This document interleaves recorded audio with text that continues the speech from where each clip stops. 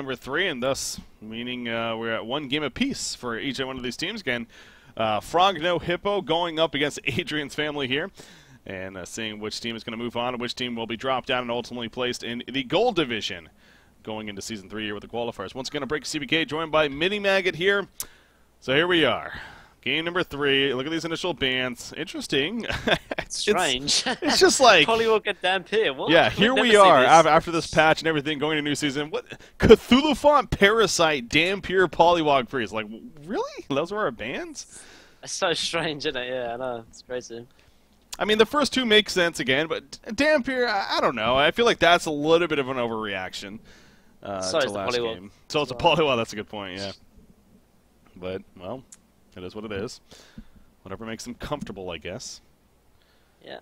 I mean, I do understand it because it's like I think they have been picking Polywog Priest like every single game. So like, I guess if that's a hero, one of the players is comfortable with, then why give it to him? Put it simply. I mean, if you can't think of anything else to blind ban, then might as well blind ban a hero that is comfortable with the enemy team, which makes sense, I guess. But that does obviously leave Silhouette, Tremble on the board, but. First pick on Rhapsody and the Bubbles as well. Kind of 2 heroes I wouldn't expect to be first picks. I mean, Rhapsody understandable, but not so much Bubbles when Silhouette and Tremble are on the board. Yeah. Yeah, Bubbles going with the Rhapsody. So yeah, so far a little more routine, more what we're used to seeing. But again, we've been talking about several. We've already seen different kind of heroes. Tremble's one that kind of comes to mind. He was on the winning team last game. We're talking about his potential going into this series even, and so wouldn't be surprised to possibly see him pop back up. Silhouette Nomad has been right-clicked, not picked up just yet, but shout out to Loda, by the way. I know he's not watching by any means, but hey, maybe he is. But no, Loda, of course, over there from Alliance for Dota 2. But he made a post recently about how it's fun, going back to Heroes of New Earth and playing heroes like Nomad, especially. That Dota 2 doesn't have, so yeah, we got Nomad. That's right. Pharaoh into Swiftblade going to be coming out. It's kind of interesting combo of heroes to have together in the same game. The walls put up, and Swiftblade does a spin thing, but on either side of one another. But yeah, Swiftblade. You talk about a hero that was just dominating at the end of the Carnage God of our Pro League. This was it. Swiftblade was the hero at the end. So. I'm not surprised to see him here.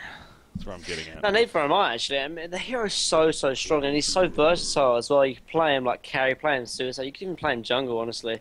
And he just fulfills like any role you sort of need, and he's just such a versatile hero, and he's just a good hero, to put it simply. The Blade Frenzy and Swiftblade, he's very sort of simple, but in the end he does the job you want to do, so why not pick him up early? I mean, like you said before, in the Carnage of Cadaver, I mean, in the last couple of series he was absolutely dominated, and look at those stats there. I mean, they are a little bit skewed because I know he was a lot more dominated in the end of the Carnage of Cadaver. Still, 56% wins compared to other heroes. It's still quite decent. Yeah, it is. Hell, above 50% in generals, obviously. Usually pretty solid in the end. But, yeah, I mean, again, I'm thinking about the finals, too, of the BMG versus Sync finals for the second. And I believe he went like 3-0 in that series overall, at least. So maybe even Quincy would be able to pull that out. But Glacius is going to be the final pick for them. And, you talk about a great partner for Swiftblade. Glacius is up there with the best of them. For both the slow and the freeze that it brings to the table. So not surprising to see him as the support option here for our Hellborn side. Again, Torture, the final pick, obviously, for the Legion team. And they got their dual support now. They could run that more of a carry Torture. In fact, we did see that more of the game number 1 of this series. Granted, it was by Adrian's family instead of Frog No Hippo. So I have those on the right side, right? Yeah, there we go. Yeah. Just making sure. Behemoth into Rally so far. Going to be banned out here between these 2 teams. So moving along, Empath then coming out. Yeah, that's another one that you want to usually take out against the Swiftblade. Yeah, we haven't actually seen Empath in any of these games we saw today, actually, and I don't think we saw any when me and Beef were casting a couple of weeks ago. I don't know what's really happened to that hero. I mean, the heroes obviously hasn't changed in terms of balance, and I mean, I'm just surprised we haven't seen it recently. Maybe he's just not been picked or banned. But strange to say. Yeah. Can only play Chippo. Can we remake? Yeah, I'd like to see how particularly Frog No Hippo finish off this draft, because I mean they are definitely one of the heroes or one of the teams that do pick up any random hero that they want to. and they sort of need some kind of carry potential, even maybe a bit more initiation in terms of mid potential as well. Unless they want to run like some kind of another solo laner and then run the sort of carry in the tri lane perhaps, but we'll have to see. I mean, it's really hard to sort of say what kind of lanes this sort of team will do, because in the last game it was really weird how they laned it. They laned like a 2-1-2, kind of like a TMM style. They did. Very, very weird, to say the least. Yeah, that is a good point. Yeah, I know. I thought, yeah, I don't even know if I pointed that out or if we even really talked about that, but yeah, it was kind of that 2-1-2 setup there. Okay, yeah, they did go Nomad, so that was a hint of things to come, apparently. You know, they figure, you know, why waste the pick earlier on with a hero like Nomad? Instead, pick him up with their 4th pick here. So now that's going to probably get the Hellborn team kind of scratching their heads a little bit of like, okay, what should we expect? But is there a set reason you think Nomad's a good pickup here? Is this more of like a different hero? He's got burst? Like, what's the deal? I mean, if you do get Swift Flashed onto Nomad, it's really easy to obviously edge counter because this keeps going off, so you can sort of stop that in a sense. But I mean, it's good also against, because obviously the Glacius and the sort of Bubbles quite squishy heroes. But I think honestly, there's not we should pick up Nomad because they've got Bubbles, Swiftblade, and Glacius. I think it's like we should pick up Nomad because, you know, why not, YOLO, etc. etc. Because this team is just crazy. They just pick up any hero they want to. But I mean, the hero is really, really strong. We haven't really seen it barely ever in the competitive scene. I mean, the last time I remember being picked up was when Wildstar was really, really dominant on the scene, and we was trying to find a hero that could really be beat, you know, Wildstar in the laning phase. And Nomad was sort of chucked around as such. And the hero is so strong in the laning phase, but also in the late game, if you can really get the right sort of items on him, he can carry quite hard actually. Mm-hmm.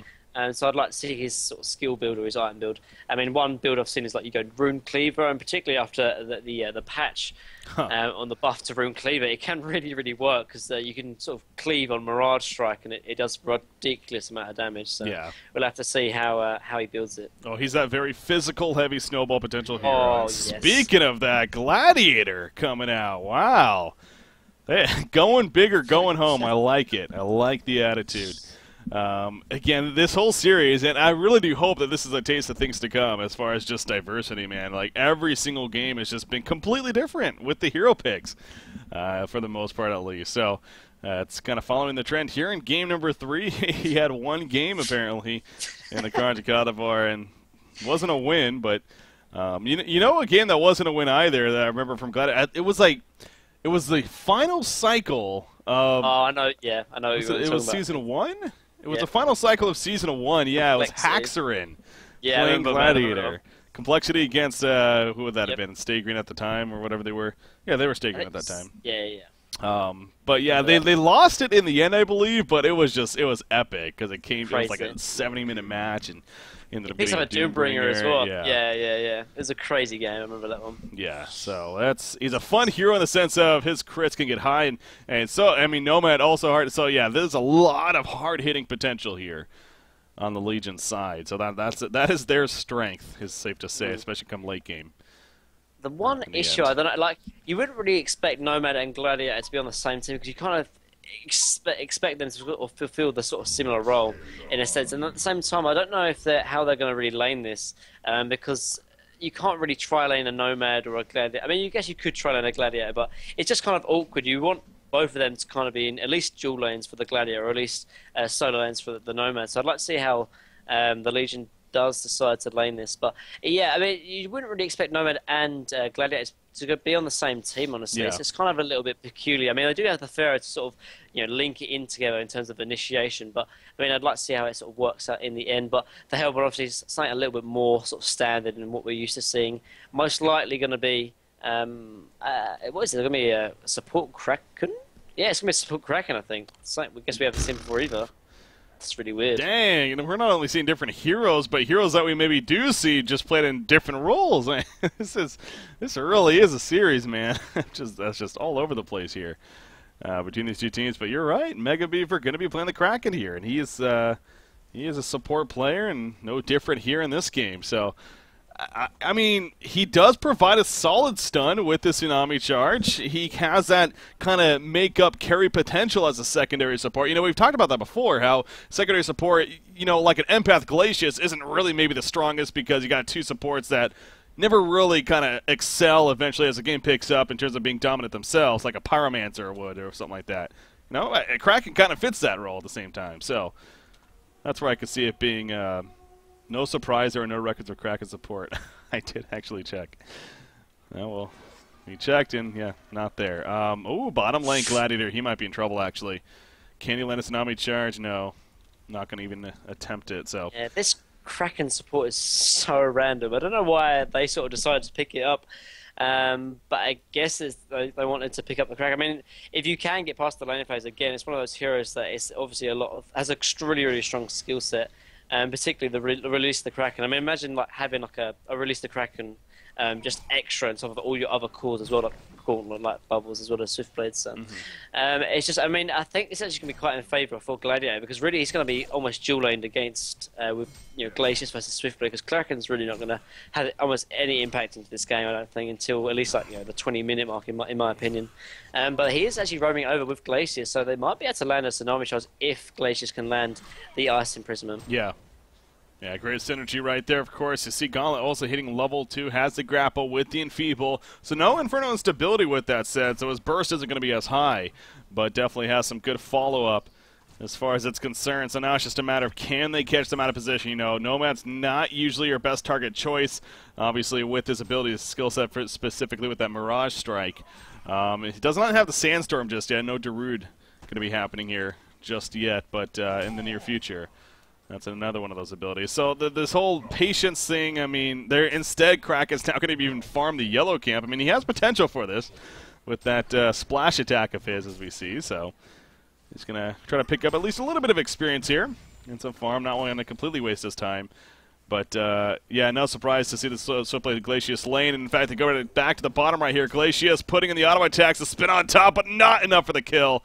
Glacius is still level 1, thus Gladiator is able to escape. So very close chase, but no kill happening in the end, as Gladiator is managing pretty good overall against Swiftblade. In fact, tied in creep farm, but again, there's been a lot of roam early on here, which speaks for it. So the roam leading into no kills kind of backfired quite a bit, but now Gladiator does have to go back to base, it looks like. Yeah, I mean that's the problem when you run dual supports and you're running sort of a tri lane and obviously the Gladiator in the short lane. It's kind of like you have to get those kills because otherwise the roaming is just completely useless. One interesting thing I like to know though is Nomad's actually gone like Punch Dagger Health Potion, and it's such a random item, but I've never honestly seen it. But I guess if it works for him, it works for him. They actually are going to go on Gauntlet, actually, but he might be in trouble because Torture is here as well. Oh, yeah, Torture lands a chain of reactions. Gauntlet's looking for a hook. Tepe gets it up. A beautiful play by Nomad right there, using the Mirage Strike at the same time and kind of disorienting things and ultimately helping to set up the kill. Bloodlust kill in favor, actually, of Nomad when it's all said and done. So, yeah, you are right. A Punch Dagger Health Potion, not your everyday build by any means. But, hey, he's making it work here. And, again, he's the one that went the straight-up Amulet of the Exile on Polywog Priest last game to start things off. So this guy really does like to kind of have his own item builds. And again, just I don't know why I'm acting surprised with the way the series has been. That's true. In the end. So, but look at, I mean, he already has Ghost Marches, and this is one of those heroes, though, at the same time. You talk about his skill set, his W and Z, specifically the Mirage Strike and the True Strike. They are powerful, and now with the Ghost Marches already this early on, they are extra powerful. So, yeah, he'll just need to be sat in terms of region, though. Because he's getting low already. It wouldn't surprise me if Gauntlet can land a hook and then an Infernal Instability, and he's going to almost likely drop already because he's only actually bottom lane, though. Pharaoh might be in trouble. Mummy walls are up, and now they're down, but no initiation. But speaking of that, Pharaoh's bottom with Torture, and obviously that means Gladiator win to the top lane. So, yeah, how about that? A rotation coming out here from the Legion side, and you think that makes the most sense here? No, but at the same time, I mean, I can understand it though, because the only problem really is that Gladiator is going to have a problem in terms of sort of suiciding, because that's if Glacius and Kraken decide to roam top, but at the same time they're sort of being kept busy bottom lane. And I think sort of tri-laning with a Gladiator would have been better with the Pharaoh, but at the same time, he's probably going to get more farm up top in terms of the Gladiator.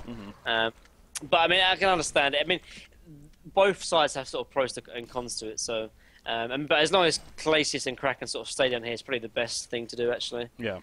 It just depends whether Glacius and Kraken decide to run top. Actually, bottom lane, there we go. Yeah, Swiftblade is going to be locked down completely. The Mummy Wall is not allowing him to go anywhere. He does fall. Now Kraken actually taking plenty of damage. A level 2 Kraken falls shortly after. Glacius, he's just going to get the hell on out of there. But those Mummy Walls, like I said, that's where it's kind of that funky combo of the hero as he pops those Mummy Walls up, so Swiftblade just is forced to spin right in the middle of them in the end. And in that case, it actually worked out beautifully. You say, especially later on, you get like a barbed armor, even extra powerful. Gladiator does get sniped down in the meantime. Bubbles, yep, able to shell surf for the kill. So excellent job by, who's playing that Bubble? Side cash right there.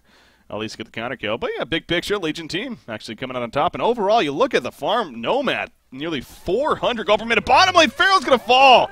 Swiftblade comes back in, starts spinning on top of Pharaoh, and he cannot react in time and ultimately does die even with the tower dive. So at least Swiftblade comes back and, well, he gets his revenge there in the end. But yeah, I look back at Nomad, nearly 400 gold per minute, now about 380 to sign up a little bit, but he does have the bottle on top of those Ghost Marchers now. I think he could pop this haste and kill this gauntlet if he wants to. Yeah? Oh, yeah, he definitely could. Look at, yeah. He should go. And also, like, I think if he judges the edge count correctly, he's going to go. It's just one of those risky plays. Like, either you look like a pro and get the edge count correctly, or you could end up, like, failing and end up dying. And you just look like an idiot. But besides the fact that, and I can understand that, like, you're playing a really, really serious game. Like, you don't want to make him miss plays. And I mean, yeah, you could be missing big plays, but at the same time, actually, top lane, the Gladiator might be going down. Yeah, Kelphil locking him down. He puts the showdown up. It's gonna, or the pitfall, excuse me, gonna miss though. Torture though does come in, and Bubbles will be forced to fall back. Bubbles, by the way, going Ghost Marchers here. Going pretty aggressive with that, but yeah, look at the bottom line. Here comes the hasten. No, and he gets charged immediately by Kraken, but there goes the Illusion Strike after Swiftblade. He himself is going after Kraken. Look at that auto attack damage. Doubled. Oh, he has a double damage as well with the haste rune. That is just ridiculous. Glacius is going to be able to pour it out before much else happens. So, I mean, at least the charge maybe delayed it enough to only allow him to die. But still, good roam support coming out from Nomad. Sets up the kill, and now back to the middle lane. He is going to go. So that on top of the fact that Gladiator did survive here at the top side. Very good news once again in favor of the Legion side. Yeah, look. Oh, there we go. There's the edge counter, but it did not work. So. No, that was just honestly a good play from Mini Like, he was about to attack him and then just cancelled it in time. So good reactions come out from Mini and just the hook just about missing as well. But I mean, going back to this Kraken secondary support. I mean, I love innovation. Like, I'm the first person to try something new, but in this Kraken, it just seems like they haven't even practiced it because it's really, really not paying any dividends at the moment, and it's really kind of suffering. And as a result, their laning phase is very, very weak. It's just the Kraken isn't able to do anything, really, unless he gets a portal key, honestly, and obviously he's so far away of that. Yeah. So, I mean, until, like I said before, 20 minutes is where we'll probably start to see Kraken have at least some kind of impact. You see, look at Pharaoh, by the way. Already a plate of Greaves actually picked up for him, so able to tank up quite a bit for his team right here, and himself, in fact. But yeah, Nomad back to him. 1,400 gold saved up. So again, this kind of goes back to what should we expect to see on him. You mentioned that Rick Lever could go more the tankier build for, say, the Helm of the Black Legion if he feels it necessary. I know Sasha shot not too bad. There's the Illusionary Illusion Strike, or Mirage Strike. What am I saying? Mirage Strike coming out right there. So he gets frozen, but it doesn't matter in the end. He is able to make the escape. Yeah, he's living life on the edge, man. Does he have edge counter up? He does. So maybe that's what he's banking on here. So ballsy, though. Yeah. So ballsy. Like if Gauntlet lands a hook, like, he's going to die instantly. Like, he has to have insane reactions to stop that. Actually, middle lane Kraken might be in trouble. Yeah, there's the pitfall. It does miss, though, once again. Nice grapple on a Torture. The Inferno gets the kill, but here comes Nomad. Auto attack's not enough for the kill, though. He has his ultimate. Will he use it effectively right here? There we go. Actually, no. Sandstorm comes out. He picks the thing out. There's the ultimate with the edge counter, and down goes Glacius. Very good patience right there from Nomad, but excellent shell surf from Bubbles coming out, and it does snipe out Nomad to at least, again, get a response for his team right there. So I was wondering why the edge counter wasn't coming out sooner, honestly. But he was being patient with it, and it worked out in the end. It's just, obviously, the overall end result was not to his favor, as he does get picked off. So, well played, though. Good response coming out from the Hellborn team. And, in fact, even Gladiator being there, taking a little bit of his farm from the top side. In the meantime, Swiftblade's just farming away at the bottom lane. I mean, he's almost got his Abyssal Skull, actually, with the Ghost Marchers finished on top of that. So Kind of an interesting place in this game right here as far as who really is in the lead. Who's looking good. Gladiator taking some good damage. There's the grapple in, and Inferno instability not even necessary. As the Shell Seraph taking care of business right there. So yeah, Gladiator, he is not in the best farming situation here. And that's kind of showing off when it's all said and done. Swiftblade in the bottom lane, spin going out. He's doing a lot of return damage here. Out comes the freeze on a Nomad. There's the edge counter. It does stun Glacius, but the Swift Slashes goes off. However, not enough for a kill. The Illusion Strike, and yes, Swiftblade barely alive. He's somehow going to live, though. Swiftblade does survive. Glacius with the freeze. He gets Mummy Wall, but at least he helps keep his teammate alive when it's all said and done. Very close calls, though, coming out. Oh, Pharaoh does have a rocket in like 3 seconds. I don't know if he's going to be able to snipe this Swiftblade. Is he even going to try for it? Yeah. He isn't going to try for it in the end. I mean, it's one of those hard things to decide. But in the end, Tier 1 does fall to the top lane because Bubbles and Gauntlet's presence in the end. And they are sort of sticking around. They might going to try and pick some outfit on the Gauntlet, perhaps, maybe. Well, actually, this top lane action, too, perhaps. But yeah, there's a pickup and a Kraken. So yeah, we do see up here. Pitfall, no. It's not going to hit as Bubbles reacting to it just quick enough. As Gauntlet's trying to find that angle, but you see Gladiator's just being very, very patient in terms of his own angle here. And making sure not to get caught out. So, speaking of that, too, as far as what he may be going for, it looks like he's going to be going the Ghost Marchers to follow up here, but he's got the life, too. I mean, Helm of the Black Legion, from what I recall, it definitely seems like that is a go-to. But so could, I mean, Rune Cleaver isn't out of the question. I think it is now, to be fair. You think so? Oh, sorry, okay. for Gladiator. Gladiator, yeah.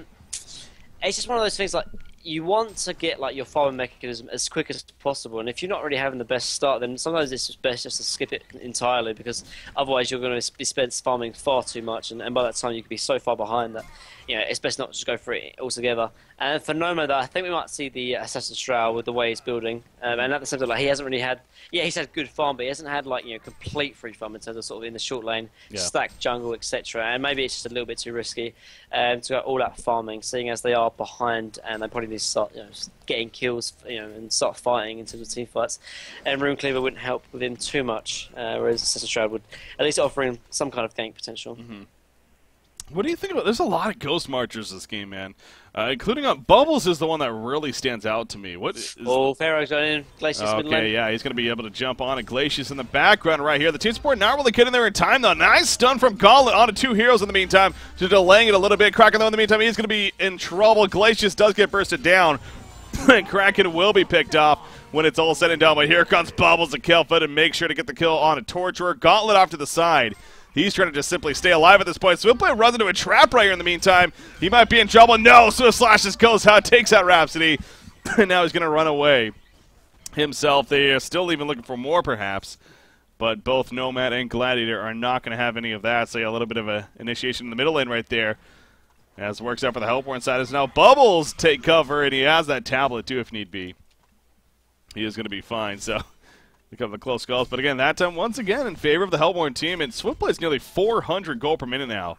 With actually Bubbles, who's also up there. And in fact, now Gladiator running to a bad spot. Grapple in from Gauntlet. Look at that burst damage once again. The Power Glove comes out. And down falls Gladiator. Might come at a cost, though. Gauntlet, he's being locked down. Hellfire doing work. The tablet forward from Bubbles. Not enough to save him, though. Or maybe it was. Yes, it was. What am I saying? Swiftblade does go down in the background, however. So it's still a pretty big kill here for the Legion team. And it's not over just yet. Wrath of the Pharaoh going to be up in 10 seconds. Will they keep chasing long enough for that to actually be a thing here? Nomad. No, he can't get close enough, and I think that should be the end when it's all said and done. So Swiftblade does actually fall in the end of that fight. So not nearly as much of a favorite as I thought it would be for the Hellborn team. Yeah, and you saw the tablet on Bubbles as well, just about saving Gauntlet. But yeah, going back to the point about Ghost Marchers, though, yeah, it's a little bit strange, honestly, but at the same time, you have to really take into account that the metagame shift. I mean, when we saw Steam Boots all the time, that was when like BMG and Stay Green were really sort of hot on the scene.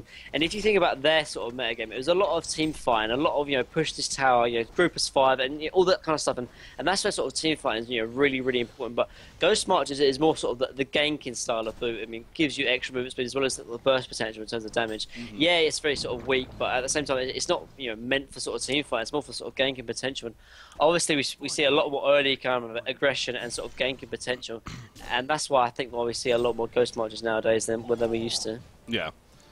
You see triple stack Ancients being done. Like Gladiator we talked about, he hasn't really had the best farm this game, but at least he's getting a bit of recovery here. And with the skill set, specifically that Flaglation, a fun name to say, he actually is able to farm quite a bit effectively here.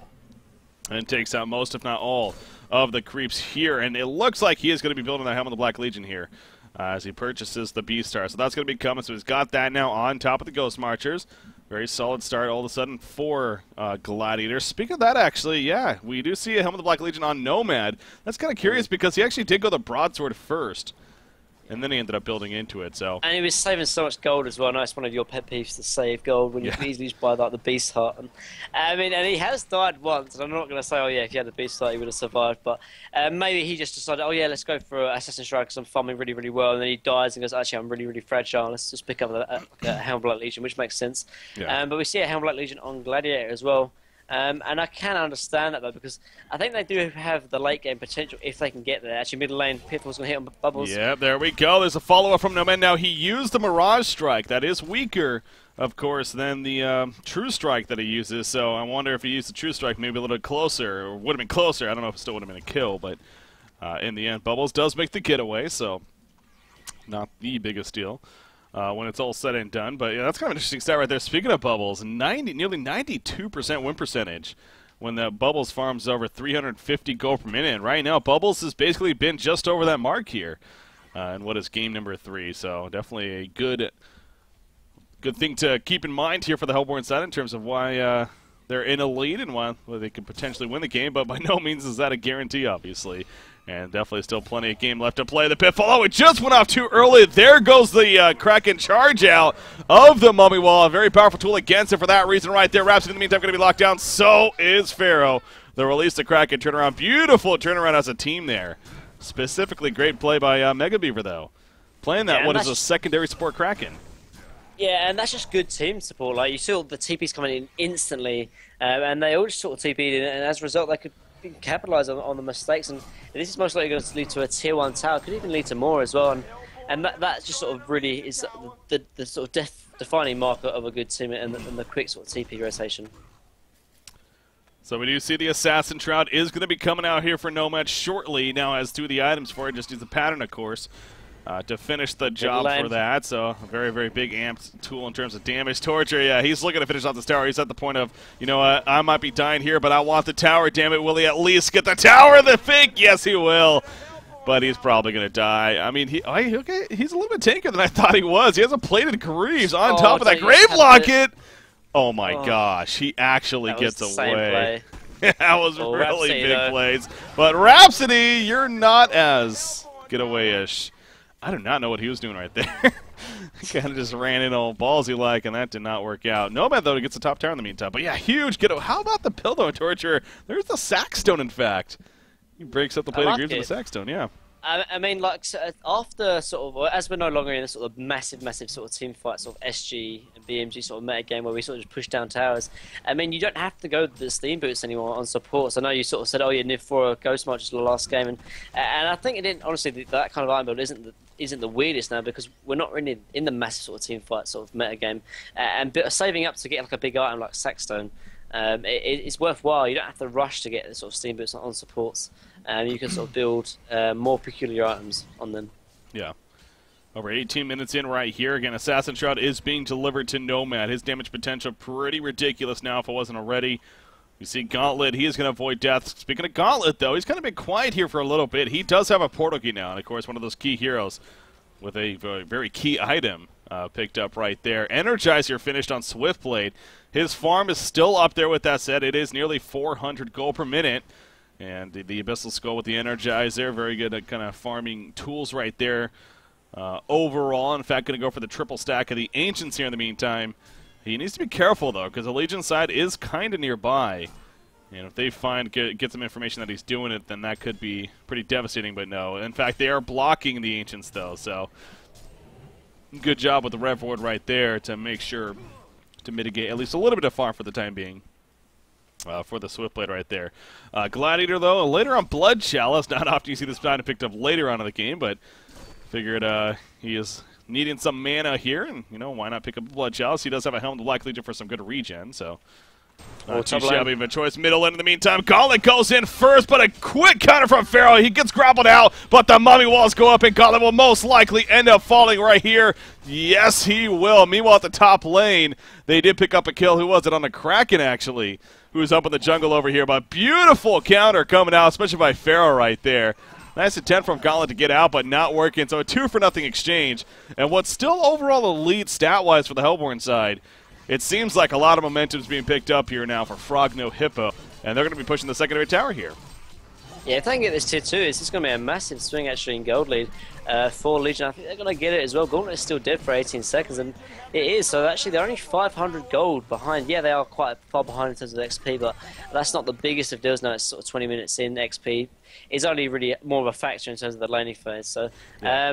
I mean, they're definitely out of the lane phase now. And I mean, this game, again, like all of the games so far, it's been so close and back and forth, and it's really good to see that. Obviously. Well, you know, this game's probably been the least amount of action so far, and it's still plenty of action. I'll show you how just crazy this series has been, but least amount of action as far as overall kills against one another. But yeah, speaking of that, Bubbles, he wants this kill. He might not get it, though. Takeoff is going to be used. No, yes, he does get it.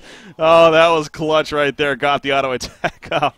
And clearly a lag spike coming out. No, but big kill coming out, though, from Bubbles in the end. At least taking him with him. But also, of course, great response from the Legion side. Another Helm of the Black Legion. Jeez. What's going on? Is this the Helm meta, apparently? I mean, I know there was a phase for State Green where they all just bought Helm of the Black Legions and just pushed and won, but I didn't know that was actually still a thing, or kind of trying to bring that back, kind of. But, I mean, you know, all three of these heroes, it makes sense. I mean, there are points to pick it up, but, yeah, it's just odd kind of seeing three of them over here. At the same time, in fact, Gladiator is doing the same build that Nomad is as well. With the exactly. Assassin Shroud. That's crazy. Well, that's quite funny. Yeah, and that's why I said at the start of the game, I mean, they're all, Nomad and Gladiator can't fulfill the same role, and at the moment they're sort of fulfilling the exactly same role in terms of item build, which is quite funny to see. Yeah, bottom lane, they are going to take the tier 1 most likely, but they are setting up for a defense, actually. Yeah, Port's coming in. Here we go, Nomad. He has that edge counter. Will he be able to time this correctly? If need be, out comes a dust. It's not going to be enough. There's the edge counter, but no, it does not proc. Beautiful play by the Hellborn team. They were waiting for that as well. They do get the kill. The Gladiator ultimate comes in, but it doesn't even hit anybody.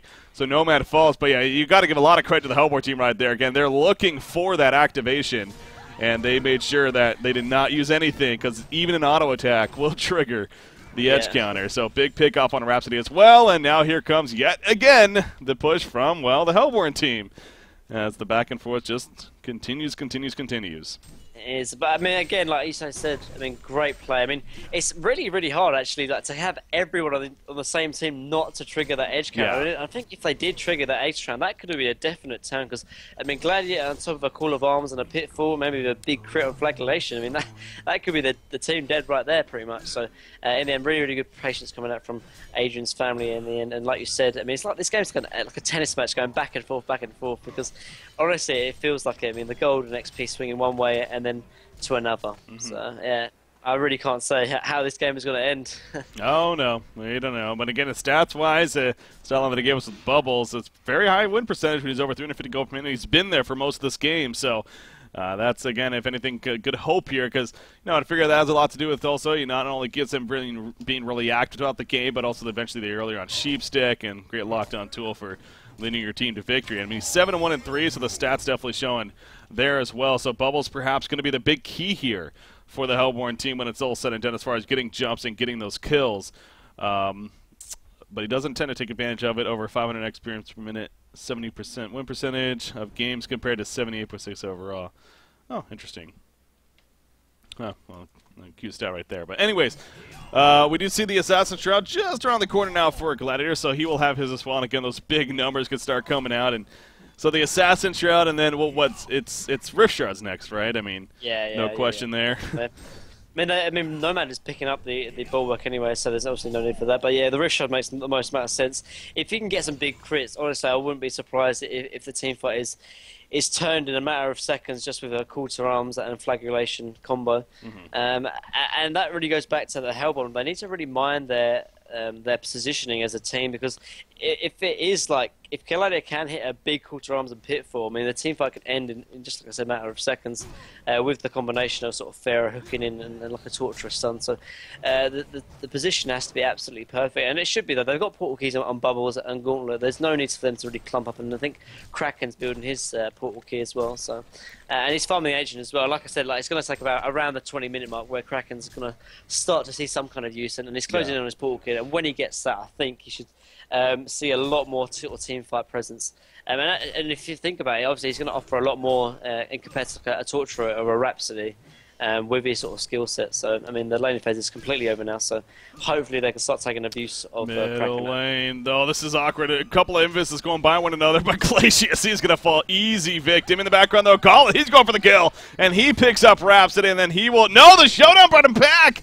Oh, beautiful Showdown. He portal keyed away, but unfortunately he did it too soon. And he gets brought back, and the snipe from Pharaoh. So, yeah, he had to time that perfectly. And he just went a little too quickly right there. So, yeah, Showdown, a very effective tool in situations like that. Well played by Gladiator right there to at least get the responding kill in the end. So a 2-for-1 exchange in their favor. And I got to do this real quickly. You won't be able to hear it, but let me just say this. Flagellation. Flagellation. Flagellation. Flagellation is apparently how you pronounce it. After all this time, you know, I've always just called it flagellation and just been fine with that. I mean, I really don't care in the end. I mean, come on. But apparently it is pronounced Flagellation. Flagellation.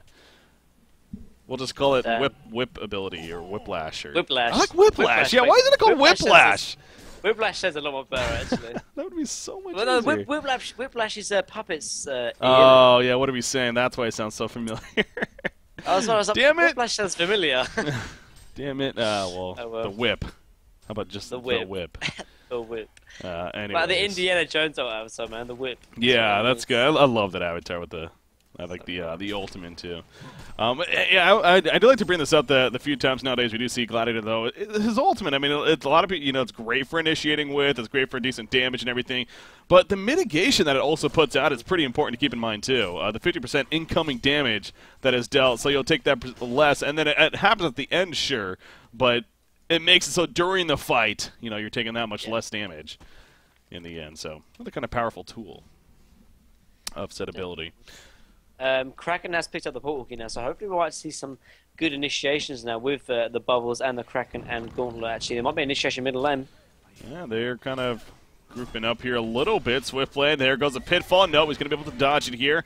In the meantime, they're looking for this Invis Nomad, I believe. He is dusted. He's going to open on Glacius. 1 out of attack, 2 out of attack. Gets a kill. The edge cutter goes off, gets another kill. Right there to Bubbles. Having the Swift touches are bouncing around. Swift plays doing plenty of damage, and it is going to be able to get a kill. No, the protected mode at the last second. It saves Pharaoh. Rhapsody taking some good damage. He ends up falling as a result, but now Swift play in trouble. There's a pitfall. The showdown, the bring back. The pitfall's done. The Pharaoh nuke comes out, and down goes Swift play. Kraken's trying to get away. He has a tsunami charge. He doesn't have mana for a portal key. He gets auto attacked anyways. Gladiator's running in. The flagellation. No, he cannot get the auto attack off. And Kraken makes the escape, but you saw the power of Nomad right there. Man. When he gets rolling, again, his abilities reset after a kill. That's the big thing about a fight like that. Yeah, like, he honestly was the reason they won that team fight. He picked off Bubbles and Glacius before they did anything, and so before the team fight even started, it was a 5v3. I'm surprised we don't see Nomad more often, because this hero is so strong. I mean, I know there is a little bit of unreliability with the edge counter, but in the end, I mean, this hero is to be feared without a doubt. Yeah. I mean, just look at the damage counter. He's the highest damage as well. I mean, I know we don't really sort of talk about it that much, but 90%. I mean, if this is a hero we don't see too often, I'm sure we'll start seeing it soon, because 90% is obviously quite a big amount, and he's doing the most in the whole game at the moment. So, yeah, Nomad doing insane amount of work in this game, without a doubt.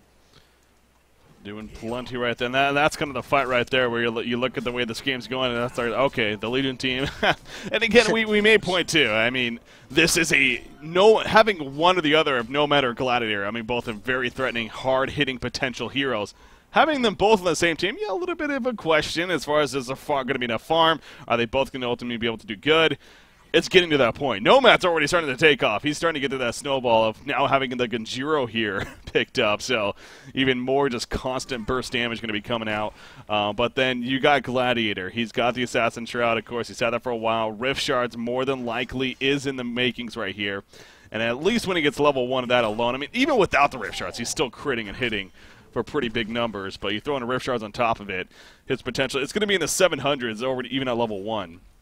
At this point in the game. So, yeah, it's one of those cases, if the RNG gods are in their favor, mixed with, you know, well, it's just bound to happen, then it could be pretty troublesome here for the Hellborn side as far as what they're able to do. But yeah, as you said, if they get picks like that to start things off, especially on the bubbles, then the fights should be a little bit easier. And now, big pickup for Swiftblade with that said. He has a Genjiro middle lane. Okay, there's the combo, the showdown, the pitfall. Pharaoh's like, I want to assist, but no follow-up after that. Kind of curious. He's trying to bait something out almost, but his team in the meantime, they get a kill in the meantime onto Bubbles. Does Nomad, but Pharaoh now, he's going to end up dying. He gets grappled away from the call to arms from Gladiator. As another kill, though, for Nomad. I'm watching the mid-fight, and Nomad's just picking off heroes somehow in the background. And here comes Swift Slash, though. Speaking of picking off heroes, Torture gets picked off. Gladiator, he needs to get the hell on out of there. As he does, but guess what? Darude, the Sandstorm coming in right here with Nomad. He's running in, look for an opportunity, puts in the auto attacks. The ultimate, no, it's not going to be edge countered. No proc going up, but the pitfall stops the tsunami charge from happening in time. And Nomad will survive in the end. All right. But yeah, Nomad picked off Glaciers and Bubbles in just a split second of one another.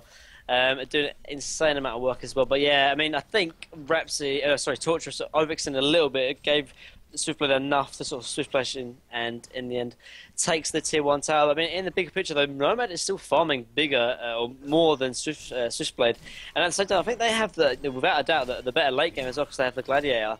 And at the moment, I honestly think that Hellborn should be worried. I mean, they have the lead at the moment, but I mean, I think the late game is firmly secured in Legion's favour at the moment. So, and Nomad here is around again, looking for a pick-off, but yeah, I got to keep my camera on him apparently because he's like that Pebbles effect already, just sniping out kills left and right on supports. And I mean, not only supports but Bubbles.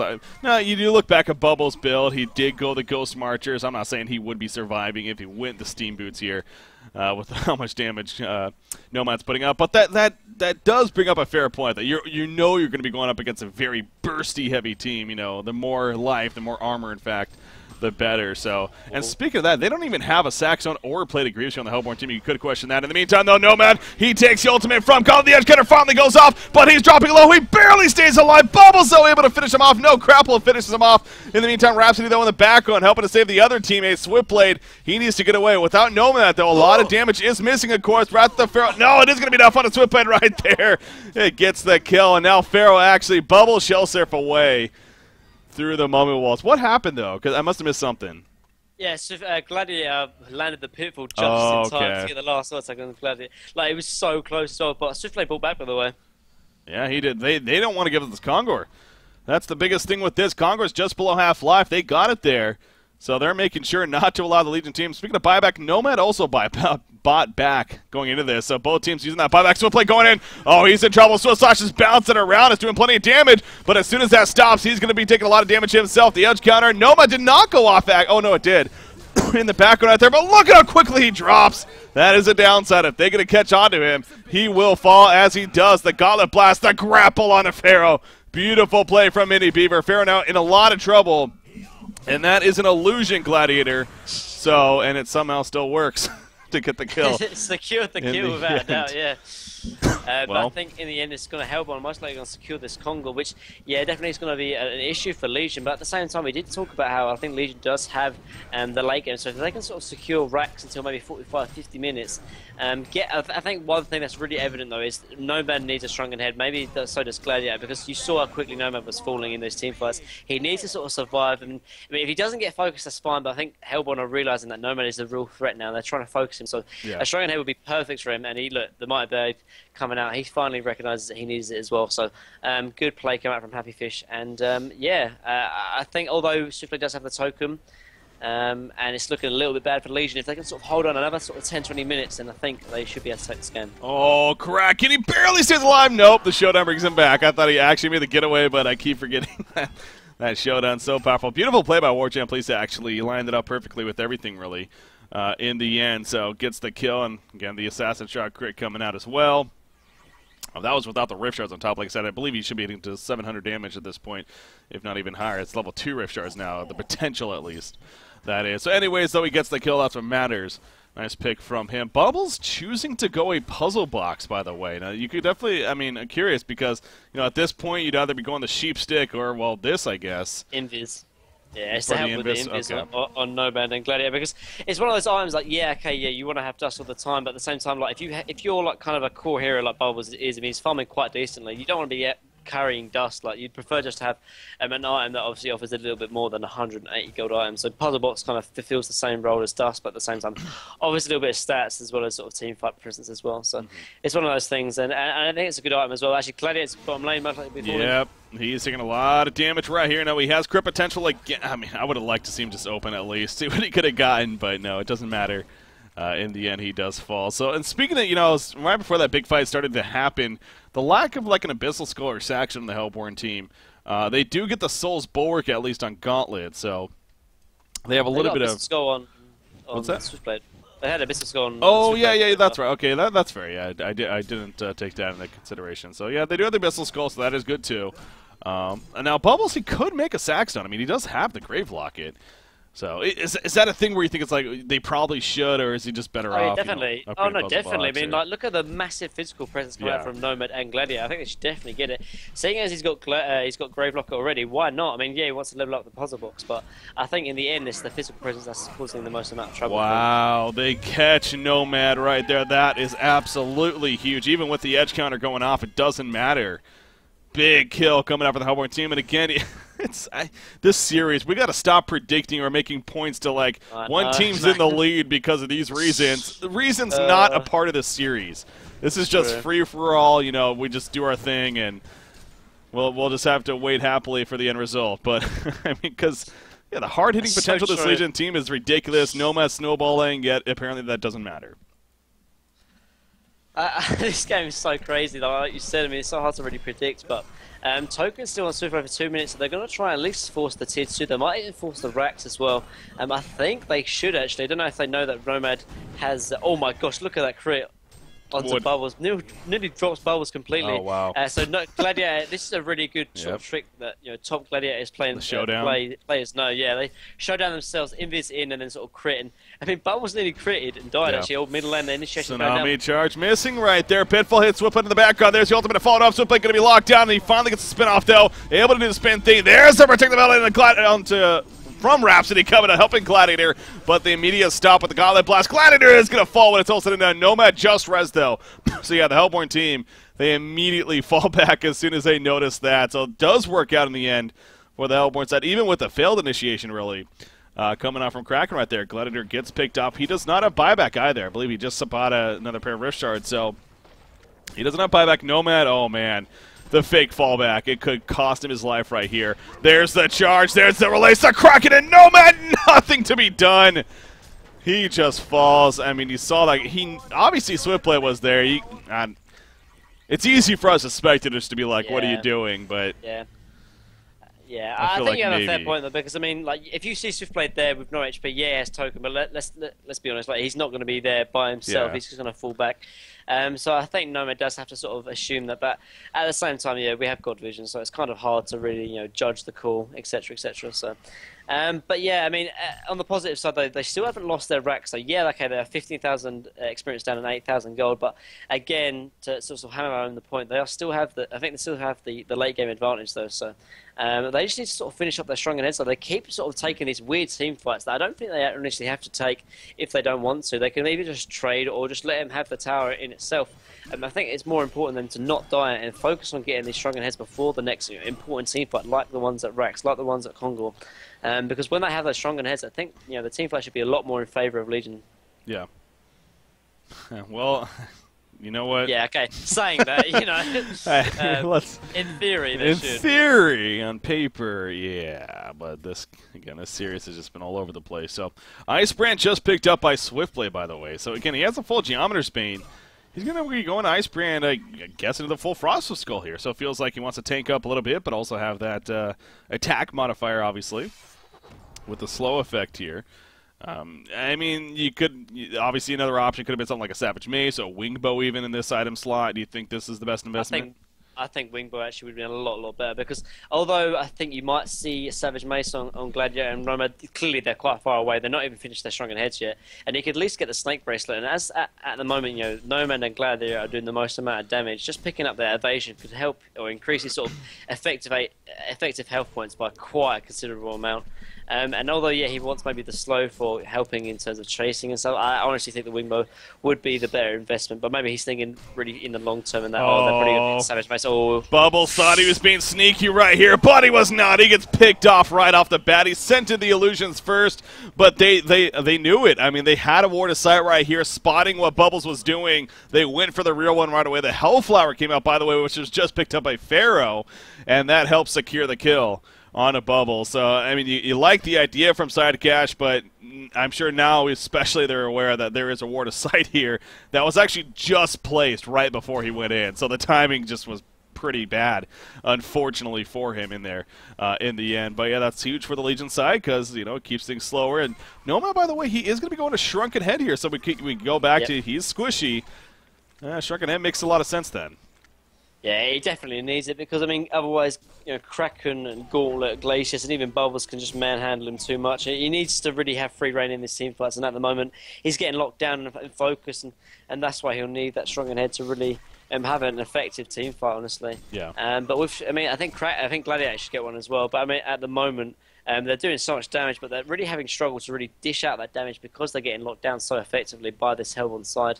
When they get this Shrunken Head, so they should be in a lot better spot. Actually, top lane though. Look at that. The Energizer pop. They all run in together, but no jump going to be had. In fact, Puzzle Block still coming up from Bubbles. He drops in. There's the edge cutter, but no. Bubbles avoids it right there, actually. Big ultimate, though, coming out from Gladiator. Swiftblade going to be locked in the background. The Big Mummy Wall's also locking out 3 heroes. Down goes one of Glacius. Down goes 2 in Kraken. Colin is holding his ground, though. Protect him out. Going to be pulled into release Kraken, though. This one Slash is bouncing around. It's going to be a battle to the very bitter end right here. And Swiftblade looks like he's winning it right now for his team. He's chasing down the Sandstorm of Daru Nomad. Going to be fine in the end. Gladiator, though, has the Assassin Shroud, but is not going to dare open on a Swiftblade right there. Bubbles did live as well. So, yeah, Gladiator spent that whole time trying to chase down Bubbles, and he ends up living in the end. So you got to question that. Maybe if he was focusing with Swiftblade with the rest of the team, perhaps that could have been a little different. But good kind of win. I mean, end result, though, with Swiftblade alone surviving, I still think the Hellborn team can be pretty pleased with the outcome. Yeah, I mean, at the same time, it's probably a 2-for-3 trade, so maybe just a little bit in favour. And at the same time, Noma does survive, and he does secure that Shrunken Head now. So that's one Shrunken Head less they need. I think Gladiator needs one as well, and even Torture has actually got one before Noma, which is I don't think we noticed before. But yeah, I mean, the more Shrunken Heads, the better, to put it simply. But now one on Nomad, I think this team fight's going to go a lot more in favour of Legion, unless you know, the initiation from Hellborn is absolutely spectacular. Yeah. Whew. So we got a 42-minute game already. Again, both game 1 and 2. Game 1, I think about 60 minutes. Game 2, maybe about 50 minutes or so. So I mean, it's not surprising to see yet a longer game here. And I say long. I mean, it really seems like it was several patches ago where the games really started to kind of pick up a little bit. As far as it seemed like the average game length, I want to say, even dropped. I'd be curious, you know, Quincy, if you would have the stat on the average game length during the Carnage of Caldivar, because something tells me it's maybe like around 30 minutes or so, which actually is pretty, you know, quick when you think about it. In the end. So you know, you got the series here, obviously, even lasting a little bit longer. But with that said, it's not that it's drawing out because it's just turtling. I mean, we have nearly 60 hero kills between these two teams. So, okay, well there you go, 32 minutes. I might have seen that somewhere, so that's probably why I guessed it so spot on. But anyways, but yeah, not surprised to see it around that mark is what I'm getting at in the end. So yeah, all 3 of these games going well over the average game length. But again, these two teams competing for a chance to ultimately make Diamond Division and continuing on here in the qualifiers. Lose here, you'll be placed in the Gold Division, which once again isn't the end of the world by any means. and you can progress throughout the season, if not into the second cycle even. But want to get that ultimate chance to compete against the best of the best in the 2-weekend event of cycle number 1, of course. So a very cautious point here with that said. Conger obviously not up just yet. Oh, yes, he is. Never mind. He's just out of the pit when I quickly looked over there. So he is there. The Hellborn team going to start putting some damage, specifically Gladiator, with that demonic breastplate of his. Yeah, people are bringing up a good point. I mean, Gladiator technically is not really like all-out physical. Flagellation is true damage, so can't be mitigated. So in that sense, but it's still a lot of physical damage with that set all across the board. Now, Kraken going to miss the charge. Here comes the response from Pharaoh, and here we go. Swift Slash is bouncing around. Crits are coming out from the Legion side. Torture is holding his ground with the AoE. There's a Glacial Downpour. Protect him. Melody canceled immediately. No, it's not used just yet. In fact, Rhapsody will fall in the end. Gladiator and Nomad are still alive, though. Big crit potential is found. You see Swiftblade. He goes, oh, damn, nice edge counter right there, but that was an illusion, actually. So not really the biggest deal in the world. Gladiator Assassin Shroud. If he turns right, gets a big crit. This could be huge. No, not the big crit he was looking for. And Gladiator may end up falling in the end. Yes, he will. Torture goes down, and Nomad also gets picked off. It's a genocide in favor of the Hellborn team, and they're going to clean up Kongor. And this could be the everything that they needed to come together to perhaps lead their way to a victory. Again, I'm not going to call it yet, but it's so huge fight. To say that, break. It is. But no, yeah, 5-man wipe only for the expense of the Glaciers as well as getting the token. They might even be able to get the racks as well, actually, if depending on how fast they push. But yeah, I think it just goes back to honestly the great team fight coming out from Hellborn. Yes, okay, Legion does have probably the better late game, but at the moment Hellborn still have the better team fight. And this support Kraken though is really paying off. I mean, we sort of criticised it the whole way through, saying, oh yeah, the lane phase is terrible. Now it's saying it's having such a great effect. These charges and these release of Krakens are absolutely massive, honestly, let's put it simply. And they're making the difference on why, Nomad and Gladiator are dying. And it's, something definitely to be noted. Well, I mean, I think that goes back, though, too, to the fact that, like I was talking about, with the secondary support being a hero that has a great impact as the game progresses on, especially in the late game. He's almost kind of like a jungle hero impact in this game, like a Tempest, like an Ophelia. Like, he has an AoE presence here, like a Keeper of the Forest. He has that AoE presence. He has great stun potential, and he honestly is putting out pretty good damage, even with the skill set. Hell, the Sheepstick, though, on top of it, obviously, it really does wonders here for the Hellborn team. So, yeah, no doubt Mega Beaver on the Kraken. Yeah. Has been of huge impact. But no, it's true though. And me and Beef, I think even me and you before on cast have talked about how when there is a dual support lineup, I like to have one support really strong in the laning phase, for example, like Torture, and then another hero that can really be useful in terms of the mid game. And in this sense, sort of Kraken in that sort of sense. So the second support actually mid lane though, this could be it. Ooh, grapple attempt. He was hoping to get somebody, but obviously doesn't end up hitting anybody. So Swiftblade, by the way, he is level 25 as well. That's very key to note. I mean, he's already maxed out in that sense. Level 25, farming over 500 gold per minute here. He probably has a lot of gold saved up. Yeah, 5,400 gold saved up and counting. So we're at that state of, I mean, right now his inventory is full technically with that Token of Life especially, but once that wears off, wouldn't be surprised to see something like that wing bow that you were pointing out earlier. But, something else I noticed last fight, I don't know if I didn't see a whole lot of big red numbers coming out from either Nomad or Gladiator, and I think that might have been an issue too. But here we go, the jump on Nomad. Nomad Swiss Sliders, a lot of bounces. Nomad drops right off the bat. He is not buying back either. Gauntlet in the background, putting an auto attack. Swiftblade is spinning right on top of Pharaoh. Pharaoh's going to die. Gladiator cannot do much else. He hasn't even really gotten an auto attack off, I don't think. He pops the ultimate. He's going in for the big crit. Well, it doesn't go off. GG, well played. Game 3 will go to Adrian's family. Wow. And that means they are going to be moving on here in the losers bracket as Frog No Hippo will be bounced out and going to the gold cycle here. Gold division for cycle number 1. But still, nothing to be ashamed of, but obviously a victory in the end for Adrian's family there, and congratulations to them. But yeah, what a series, man. What a finish. Such a good series. Such a good series. And honestly, I really have to give props to Frog No Hippo, because they were trying some really peculiar stuff, and in the end it was working. I mean, the Nomad and Gladiator, you saw the potential of it. And honestly, I think this game could be somewhat of a meta, and I don't want to sort of jinx it or say too much about it, but it could be somewhat of a meta game, or at least some kind of innovation. Sort of breeze into the competitive scene. We saw Nomad and Gladiator have an effect, but particularly Adrian's family, Kraken, secondary support. I mean, I gave it a really, really hard time in the early game, but in the end, I honestly think that was the biggest factor in why they won that game. Yeah. Yeah, I agree. I mean, what a crazy series it was just overall, though, with the hero picks, with the diversity, just the back and forth. You can never, and whatever it was supposed to happen on paper, it just seemed like it did not happen in this game.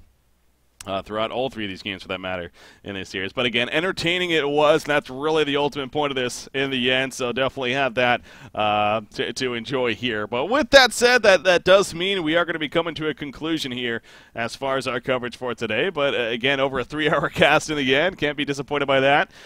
We are going to be coming back on Thursday, with that said, and what is going to be the, I believe the winner's bracket? Yeah, winner's bracket round of 4, actually, or winner bracket semifinals, you could also call it. In the end, I'm actually refreshing the brackets right now to see things how maybe they're advancing. But yeah, it looks like several of the series, obviously, all of them are finishing up here. So Germany, the team named Germany, they defeat Evil Activities to move on. You got Instant Reflex, did win 2-0 over the Solaire Club. So Instant Reflex actually is going to be playing this team right here. Yeah, boy. Family. Instant Reflex, I'm joking. Yeah. I try and be much. unbiased, but it's hard, you know. That's understandable. So they're in the loser bracket. But the winner bracket, by the way, is Moe's Tavern versus Dawn, and Blue Dingleballs versus Rexars. I love these matches, some of these series games are going to be so good to watch. I mean, but even this series, I mean, this whole sort of tournament has made some for great series, but now we're getting to the end of the sort of qualifiers and then the end of the tournament. I mean, expect even bigger and better games, to say the least. Yeah. Yeah, no, and again, you hear some of these names, like Blue Dingle Balls, you're like saying to yourself, oh, who's that? Why? But, I mean, you got some players, you got Beaver Banger, Resher, Swift Lame, I mean, definitely some player names that stand out. So just because you might not recognize a player name, if they're this far in the event, there's a good chance they have at least some players that you probably would be able to recognize. So, it's understandable that you may not notice. But, as I said in the hype video going into Haunter Season 3, this really is going to be the season of the unexpected, as basically what I put it at. We got BMG, we got Sync Esports. Those are the top dogs, no doubt. Those are the top 2 teams, the teams that are going to be the ones to beat, as you always have going into events. But this is going to be the season of the unexpected. Who knows which teams are going to be able to start popping up and really surprising us, and which teams are ultimately going to grow. I mean, every season so far, the first 2 seasons, we've had teams where at the beginning we know nothing about them, and by the end they're one of the top teams, and we got plenty of information on them. So I am excited for that especially. But obviously, with that said, there's a lot of season ahead of us here, and we haven't even technically started. We still got the qualifiers to wrap up. So once again, guys, the ultimate point, we are going to be coming back on Thursday at 3 p.m. Eastern. That's 2100 Central European Time, with the winner bracket semifinals matchup. And then on the weekend, both Saturday and Sunday, we got back-to-back coverage there. 2 matches each of those days, ultimately leading into the grand finals, which will help determine which teams are going to the Diamond Division.